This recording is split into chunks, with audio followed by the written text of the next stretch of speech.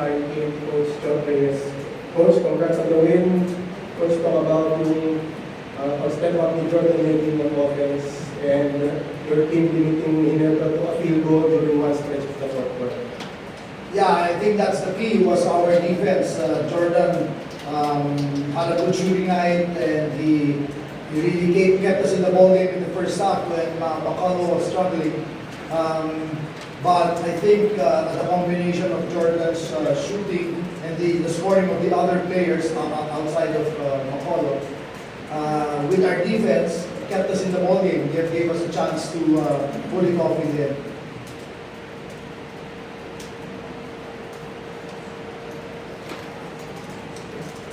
Well, congratulations.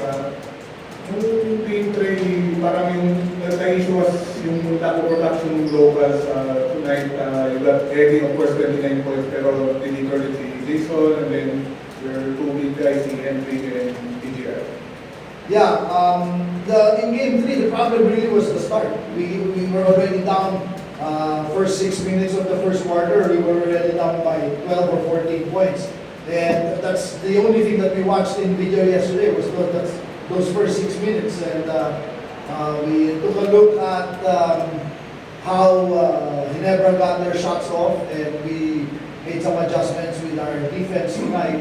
And couple of things. If we can hold Ginebra to below 100, we give ourselves a chance, and we don't give up the turnover points. Games 1 and Game 3, we gave up more than 20 turnover points to Ginebra. We lost both games. Tonight, we did a much better job. So, again, it's now down to a best of 3. So, you know, in the series, the longer it gets, it now becomes a battle of attrition.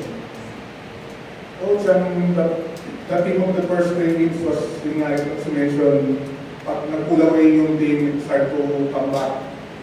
Tonight, you were able to nakakasabay kayo si Ginebra, and that set the tone for the third quarter. The third quarter had a bit of work.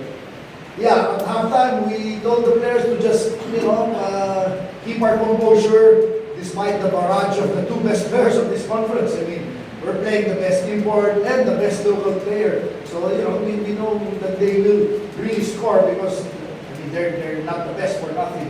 So I said, let's just keep our composure, stick to our game plan. And luckily, the players responded. And I think that's what allowed us to pull it off in the end. Coach, how much of a boost was Jason Castro kasi in last games, limited minutes kasi may mga fouls ka and turnovers now, was able to score early and Well, if you take a look at all of our final series, except the last couple of series where we didn't have Jason, we really try to keep him off the starting lineup as late as possible because we don't want to overextend him, we want to manage his minutes. But being down 2-1, we felt it was time for Jason. So, ganun lang naman yun, he's just ready whenever and whatever it is that we need from him. And he knows himself that he had a very bad game the last time, and he got himself ready for tonight. Congratulations. 29 points tonight. You close up against Meralco, you had big 30. Tonight you're able to regain your scoring prowess, especially with this very important game of yours. Yes. Is there a question in there somewhere? What's your thoughts on the game? Well, first of all, I just love. I want to, take the time to give my love to the families of Renee and Ryan. That played heavily on our minds. So I just want to take the time and give love to their families. But yeah, back to the game. It was a big game. We needed to come out and win this, and that's really it. We needed to win. Yeah, just to come off Jordan's message. We see those guys, well, not too much Rene, but Divine. The past 2 years, we see them almost every day because we practice in the same facility. We lift weights in the same gym. So, I don't know if you saw my story yesterday, my Instagram story. It was really surreal. Stepping into the Moro Lorenzo court in the gym without Divine. Good morning, Coach. Greeting right there. So, really glad that Jordan brought it up because he's right. It was something that we discussed also as a team. Having up London, how would you guys support Coach Sandy? Kasi syempre Coach Sandy is a big part of the Ateneo coaching staff. So paano? Well, he's no longer in the part of the Ateneo coaching staff, but still we allowed him to lead practice yesterday. He was constantly on the phone and actually asked to report to the university president. And then today also, in our pregame, he was with the team when they paid their respects. So we give him a lot of time, and then we told Coach Sandy not to worry about his responsibilities first with Pocket Next, because for us that's more important. There are a lot of things more important than a championship series, and that's one of them. So we allowed him to take his time, and in fact he came barely, just as the game was about to start. Coach, just going back to the game, RJ already had 17 in the first half, and then I think he was limited to just 4 points in the second. Hindi ginawa niya adjustment ni RJ, and talk about the luxury of getting to switch yung mga wings ka, mga bigs ka na are agile enough to stand for RJ. Well, we just give him different looks. We put different players on him so that he doesn't get comfortable. But seemingly it doesn't matter. As long as he sees the rim, he's making the 3 or the 4-point shot.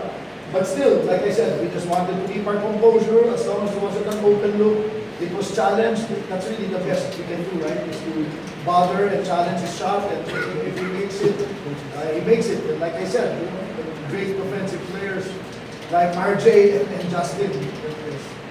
There's really very little you can do against those guys. Coach, may konti pa concern na Calvin started the game offensively. Adding to that, Coach, how were you able to match things up with Calvin? It was nothing to match up. It was just a question of showing him sitting down, watching video, and showing him where the opportunities are, how the other team is defending him, and just giving him more opportunities in our scheme of things. Coach, yung shooting night again for him tonight is not a concern for you heading to game 5? Or game 6? I thought Calvin played excellent defense. He was the first guy we put in to guard Scotty, and then he had a lot of time as well on RJ, on Ronjay. So when you defend a guy like that, it really takes a toll on your defense, on your offense. So there's just that balancing act that we always have to win.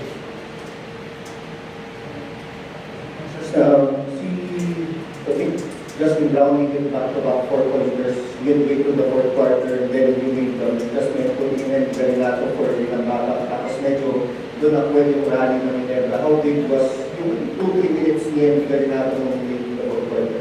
Oh, that was huge. Not only the 2-3 minutes in the fourth quarter, but even in the first half. Throughout the game, I thought Henry always made a positive contribution for us. Oh yeah, he was plus, net plus. So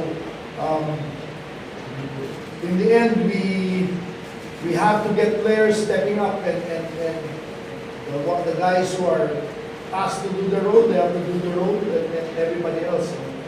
There's no 1 or 2 players who can win a series. It's got to be a collective effort.